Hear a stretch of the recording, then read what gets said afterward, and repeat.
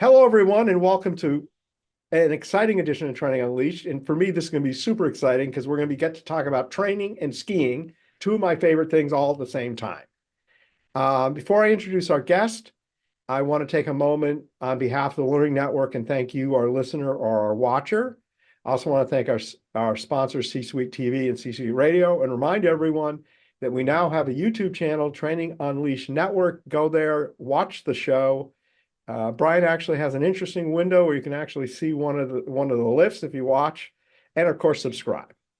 Our guest is Brian Heon. He's the general manager of the Sunday River ski area.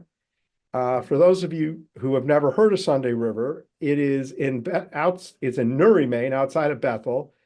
It is my personal favorite ski area. It has 8 mountain peaks, close to 1,000 skiable acres, especially if you count the ones that no one knows where the trails are, which I love skiing.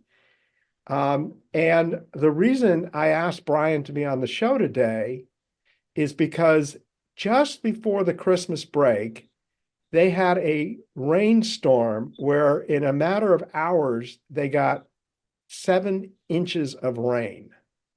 And I can tell you that ski areas don't like rain normally, but 7 inches of rain, and they're preparing for the season. So maybe, Brian, if you could, let's just start with how important is the Christmas holiday to skiing?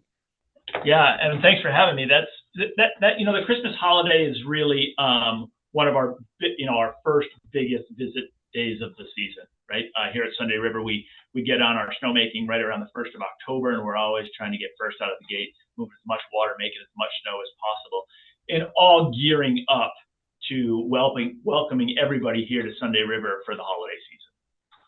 Yeah. And, for everyone to know, they have 2 massive hotels right on the mountain that people are paying a premium to stay in. They've got other hotel facilities. There are hundreds and hundreds of condos. And generally during the holidays, 20,000 skiers. Am I overestimating? I don't know. Yeah, that is our first big push where we've got thousands and thousands of people skiing here every day.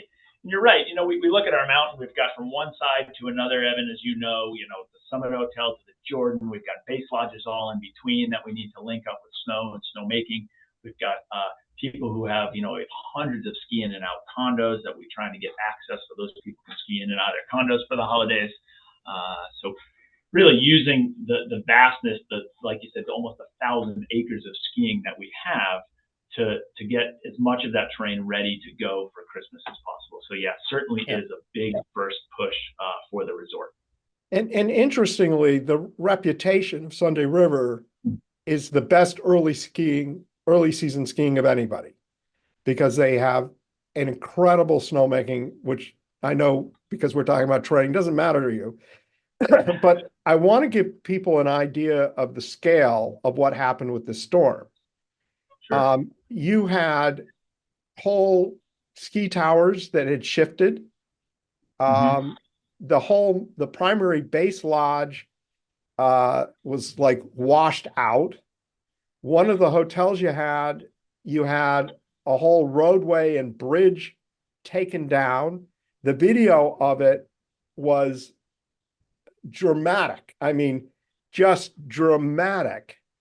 You had massive melt with the snow, obviously, because 7 inches of snow melts a lot of snow you just spent a fortune on. But you had in the snow, like rivers and streams and trails where you should have snow to ski. What am I missing from all this? Because there was a lot of, we had some mudslides, take out buildings, roads were washed away. Sunday River as a resort, we were actually an island. Nobody could leave the resort or come to the resort for, I think it was just about 40 hours. It was unbelievable to see not only the amount of rain, but then just that coupled with snow melt and how water runs differently off a hill that is covered in snow than it does in the summertime. It was almost like this perfect storm. Things kept going not in our favor. Yeah, it's interesting. And I forgot about the island, but all the main roads, and if I've skied here for over 30 years. You would never think that was even remotely a possibility. And I'll just say this because I think this is a great comment. There were a lot of people that were stuck on the island, and the ski area put people up in hotels for free, and provided food and, gave people safety and sanctuary, which is really, amazing because you probably could have rented the hotel rooms out for a pretty penny if you really wanted to. And it wasn't just to your employees. It was to other people that were stuck, and I know tremendous goodwill. Mm-hmm. I was up at Sunday River for the event. I did arrive after they reopened the roads, but I got to see most of it. And as a observer, I didn't just wonder when they were going to open. I was wondering if they were going to open for the season. I mean, that's how bad it was. Yet in 4 days, you had the ski area operating, not 100% available terrain, but of what would have normally been available, you were probably close to 80%. And so now we really get to the training part of this. What do you guys, I mean, let me just give a little tad bit more background. A ski area has full-time employees, but most of their employees in the winter are seasonal employees. And some of them are regulars that come every year, but a large part of them are newbies. So you had all these new skiers, new employees, seasonal employees.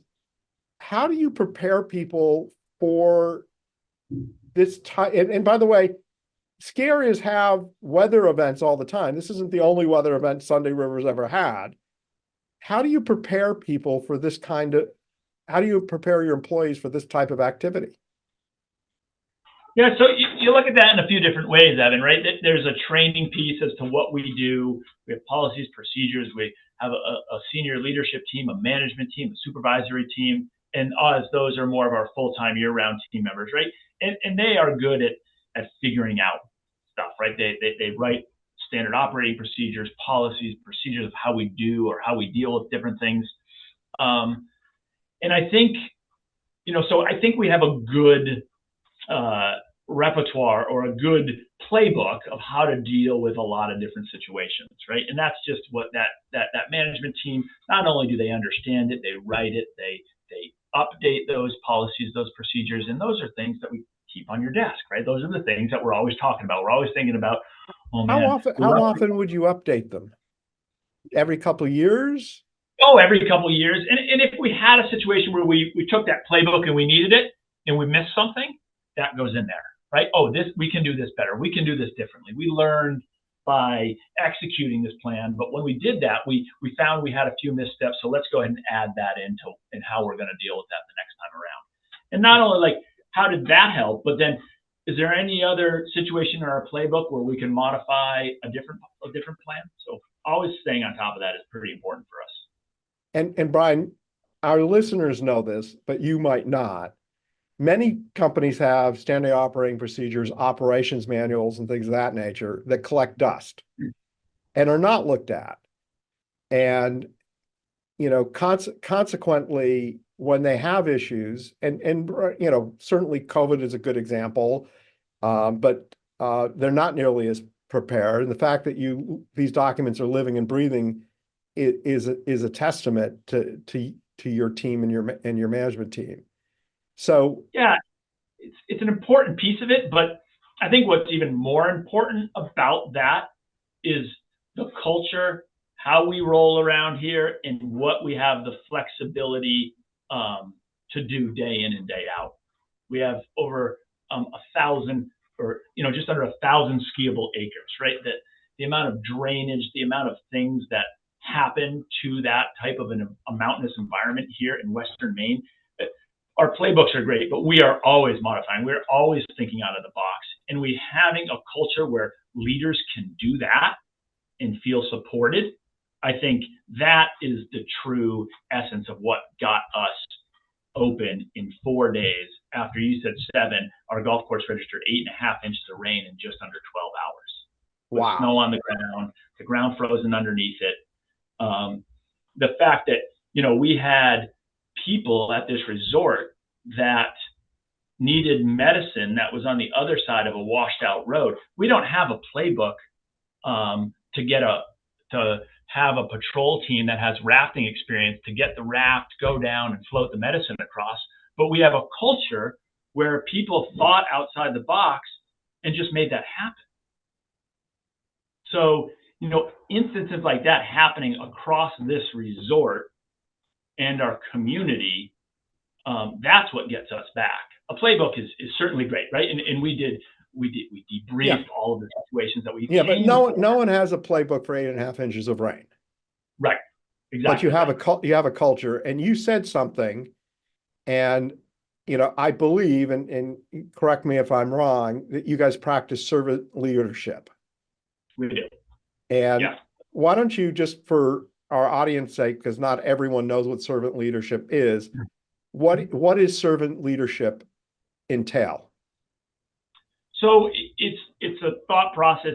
It's a way we manage. It's the way we support each other. It's the way everything from our org chart has Brian at the bottom, and the rest of the team goes up. We have a reverse org chart that we use, because my job is not to sit at a resort and tell 1,200 people what to do. My job is to support a team that supports another team to get the job done.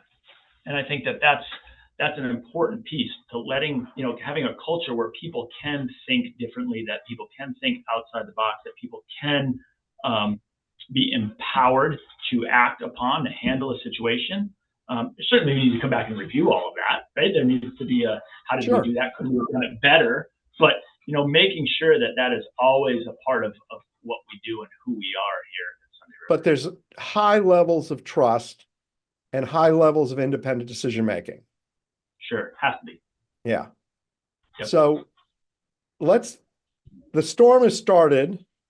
Things are clearly bad. I'm sure at a certain point you're thinking maybe the storm will stop. It won't be quite as bad.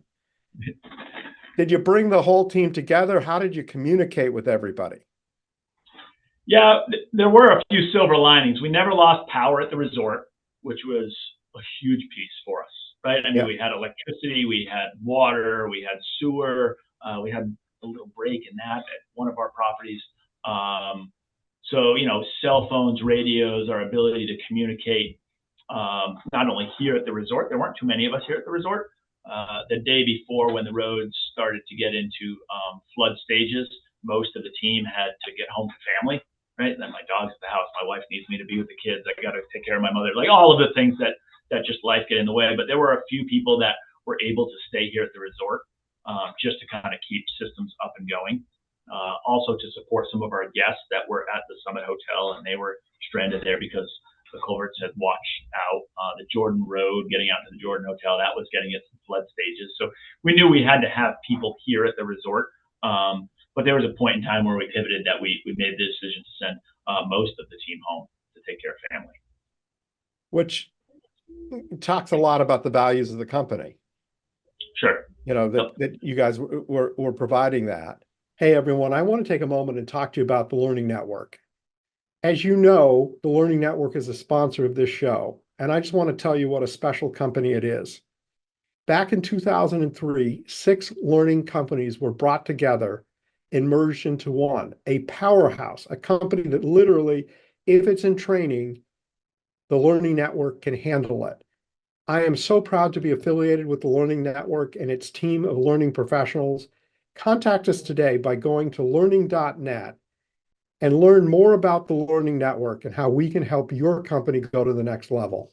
So did you create a command and control center, or did you have timings of where people got together and reported status?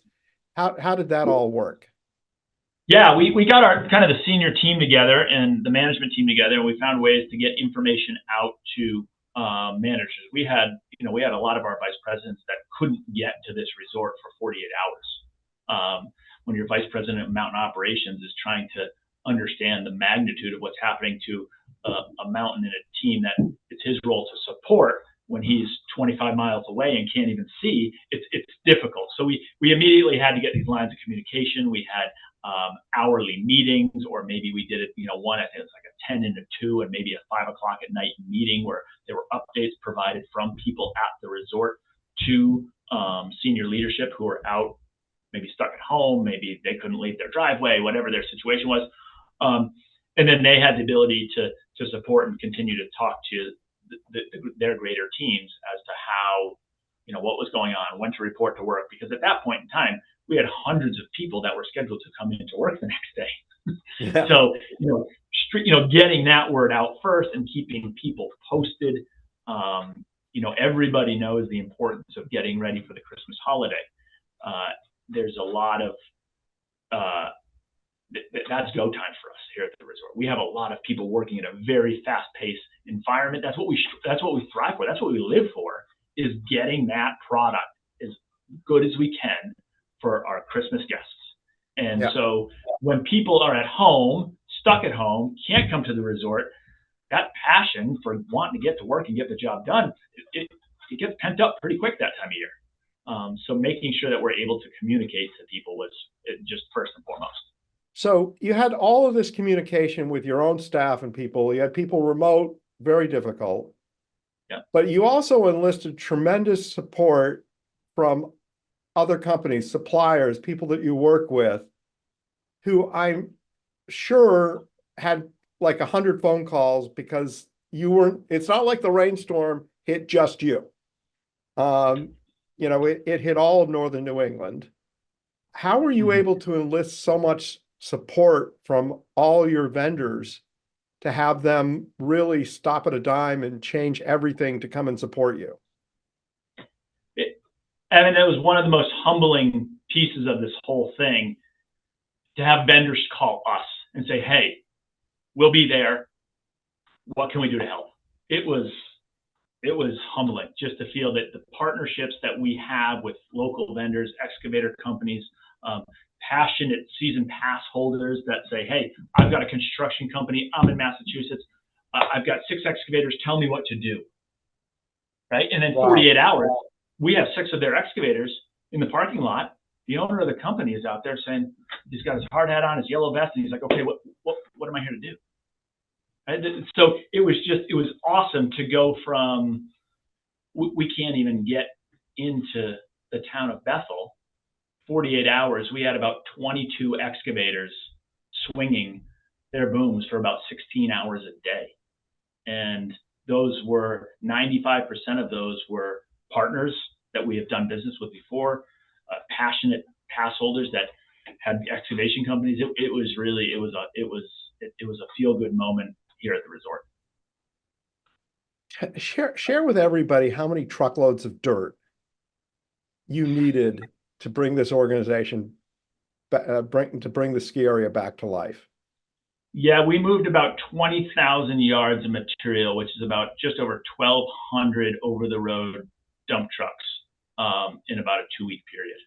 That is a staggering amount. Yeah. Staggering amount. It was either moving material that the water had moved from the place where it should be to where it shouldn't be, right? Or it was all downstream and we had to truck it in. So it was, not only did we have 1,200 trucks come in and out of here, but the loading, the unloading of material of that, like I said, we were about a 16-hour-a-day excavator operating resort for about 3 to 4 weeks. To me, as an observer, the logistical operation to deal with all these outside vendors, your own employees, some of them strand, some of them not strand, people that volunteer that you've never even worked with before. And watching it looked like a military operation. That was my impression. How did it feel to you? Was it chaos to you that just happened, or was there? A little bit of both, Evan, to be honest with you, right? A little bit of both. We quickly set up kind of a command post in a meeting room here at Southridge Lodge, one of our central lodges. Dry erase boards everywhere. We had phones, we had computers, we had ways to organize, we had ways to communicate, all going out of one source. That was certainly a helpful place. We would have operation meetings in there at least twice a day. Because we had so many different catastrophic areas of our resort happening, right? There was 1 or 2 at the Jordan. We had 4 or 5 on the hill. We had the Summit Hotel. We had lodges with water in them. So there's 5 different locations. So I think, yes, there was certainly a cadence to the pace we were working at. But there were also some one-off things where one of our engineers came in and said, hey, don't worry, that mountain road that washed out, I took care of that. And I was like, oh my gosh, I didn't even know it washed out. How did you take care of it? Right. So we got updates like that. So I think that pandemonium comes to mind, right? But, especially that time of year, I think it never once crossed anybody's mind as to like, that's just what we do. We just need to get this place open. Right? It was never a question as to, if we were going to do that or should we fix this. It's like, yeah, we need to fix that, and we're going to do it right now. So just having that kind of that culture, that sense of teamwork, that sense of there's no question in anybody's mind that any of this will wait. Oh, there was no question like, oh, let's not worry about the Jordan Hotel. No, we're worrying about everything right now. We need to get open. So the listeners and the viewers don't know this, but Sunday River is owned by another company called Boyne. Yeah. And the joke is, someone from headquarters is here to help. Like, that's not help. How was Boyne in supporting the organization? I'm not saying they were bad, because I would actually make the absolute opposite assumption, but sometimes headquarters can cause more aggravation than not. How was working with your parent company? And I'm sure financial decisions had to be made, and yeah, it was.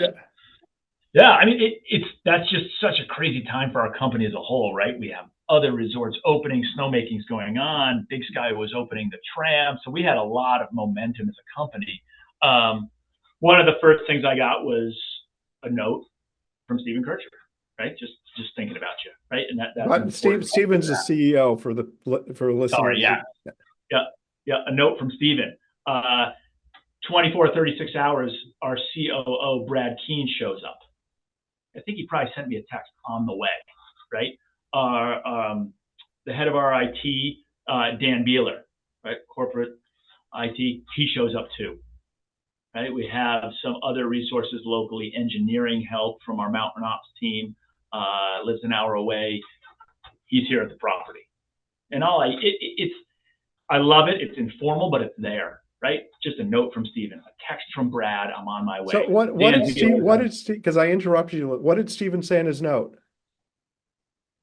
Gosh, I don't know. I saved it. It was kind, it was respectful, it was supportive, and it was laced with kindness, respect for professionalism, and encouragement, and a willingness to just, hey, I'm here to support whatever's needed, right? And it wasn't a long dissertation, but it was a confidence in the team that is here at Sunday River. Yeah.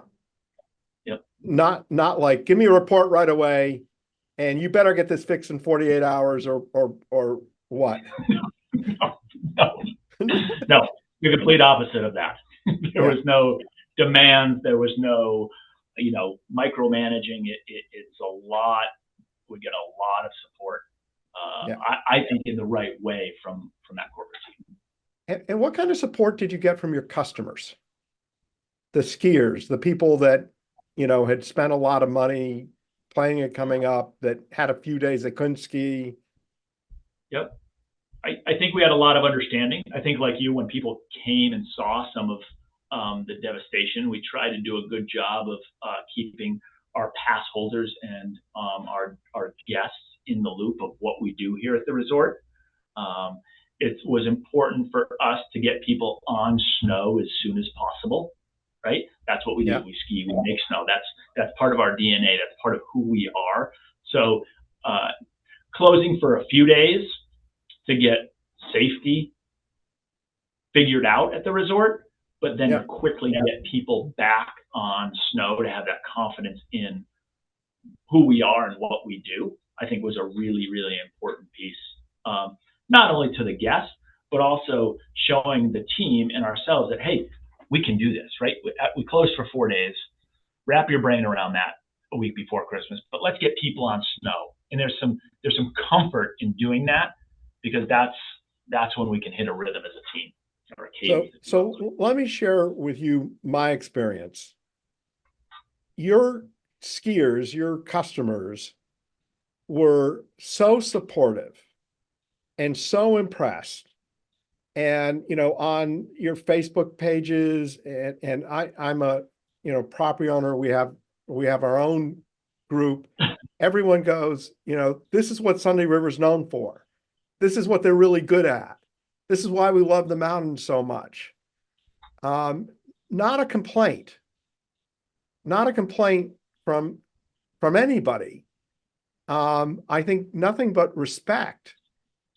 And although I don't think you would want to do this storm over again, I think it helped your reputation and the loyalty between you and your customers immensely, because of how well you handled it, how organized it was, and how communicative you were to people in terms of what was going to happen, when it was going to happen. Because I'm sure everybody in the world, wanted to know, and you guys did a pretty good job of keeping people informed.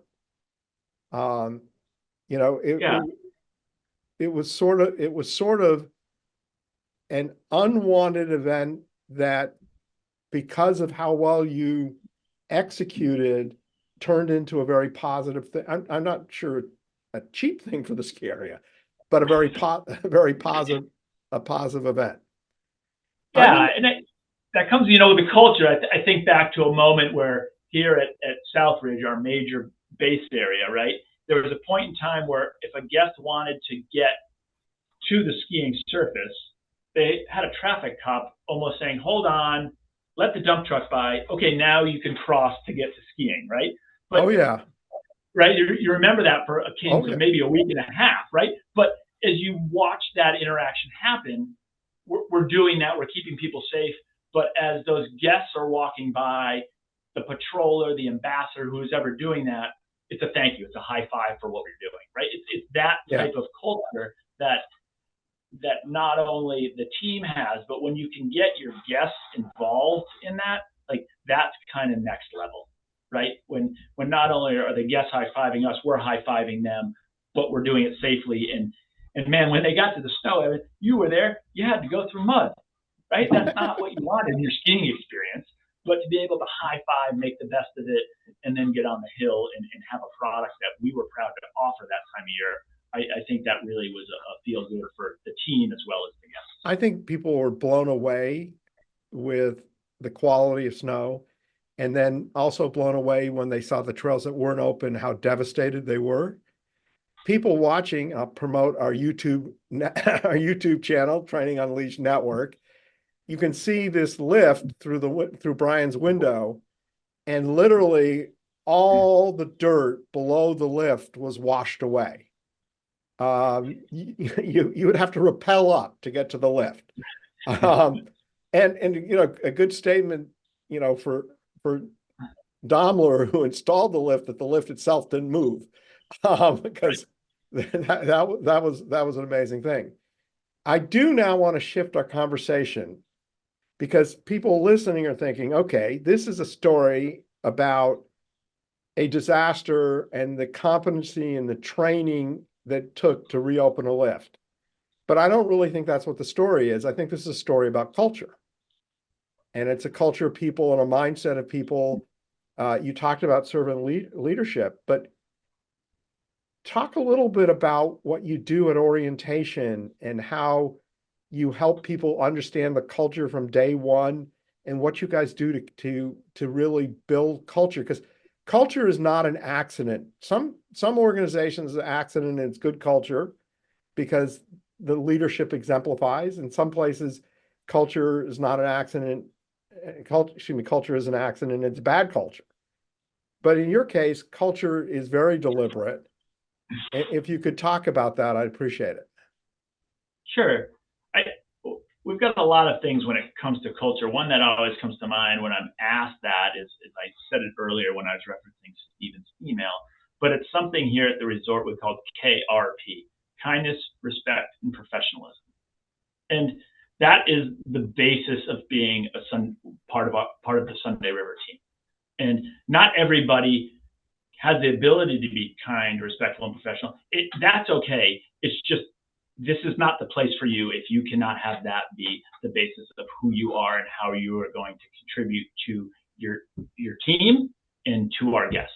And that's spelled out pretty simple. And we do that at orientation. And we have an orientation where probably it's right before Thanksgiving. And we have probably 600 of us all get together. It's a homecoming of some sorts. There's food, there's the orientation stuff we got to go through as a group. We have, what did we do all summer? At the end of it, everybody leaves with a turkey for Thanksgiving.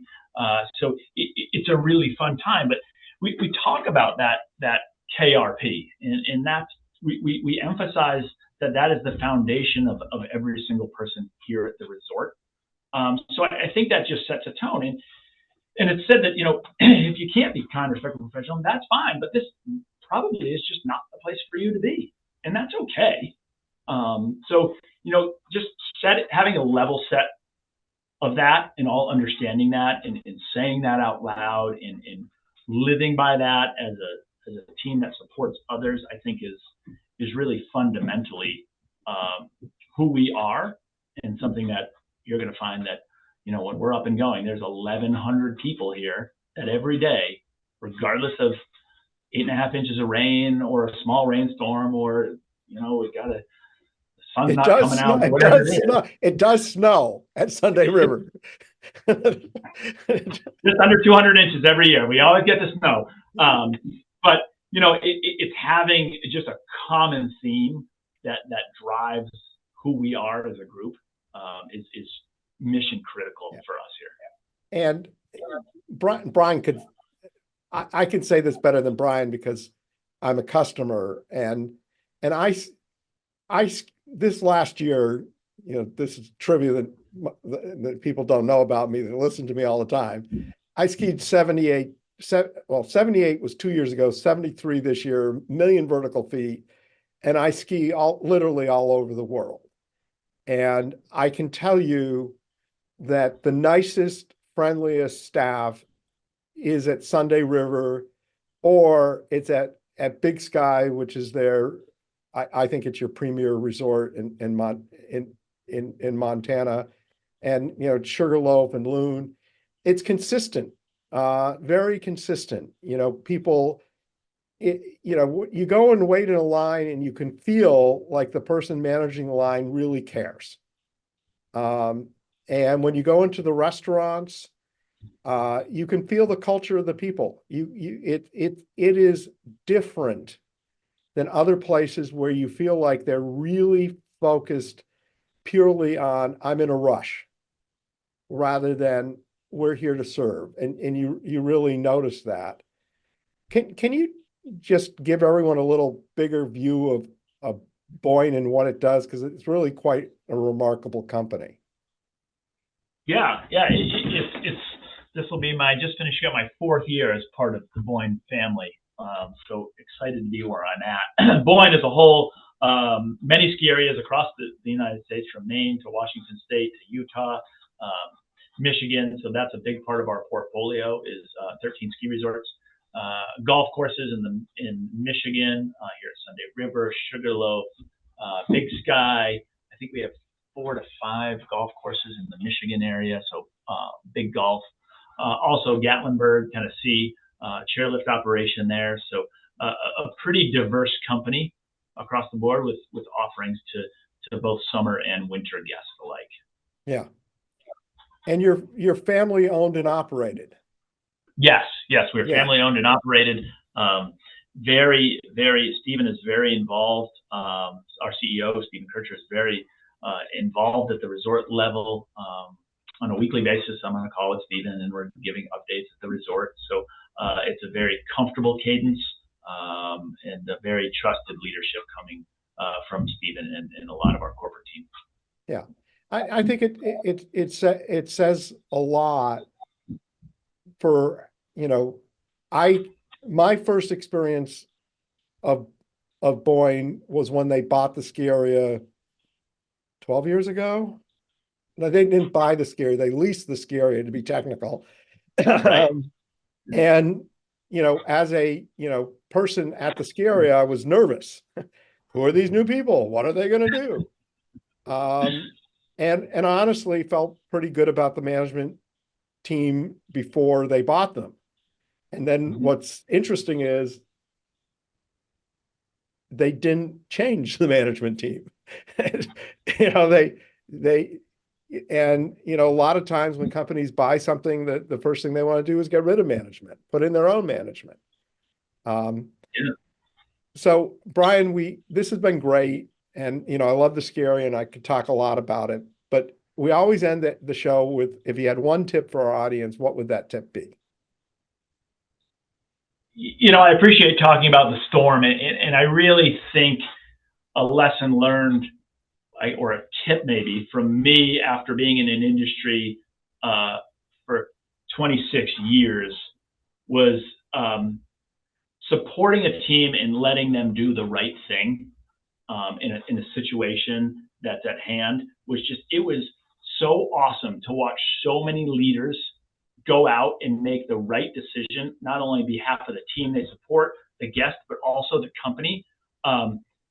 It was awesome to see people just doing the right thing and being able to support that as opposed to direct it. So if I'm hearing the tip, what you're really saying is the culture and the empowerment, the servant leadership, watching it happen and being well executed really makes a difference. Yeah. Great. Yeah. Tip. Thanks for summarizing it that way. Yeah. I appreciate your summary of that. And that's what I'm getting at, right? It's just to have that culture and just watch it happen it's pretty awesome. So on behalf of the Learning Network, Brian, thank you for being a guest. I want to thank all of our listeners. Of course, I want to thank our sponsors, C-Suite TV and C-Suite Radio. And I want to encourage people to go to YouTube, Training Unleashed Network, and watch and subscribe. Everyone have a great day.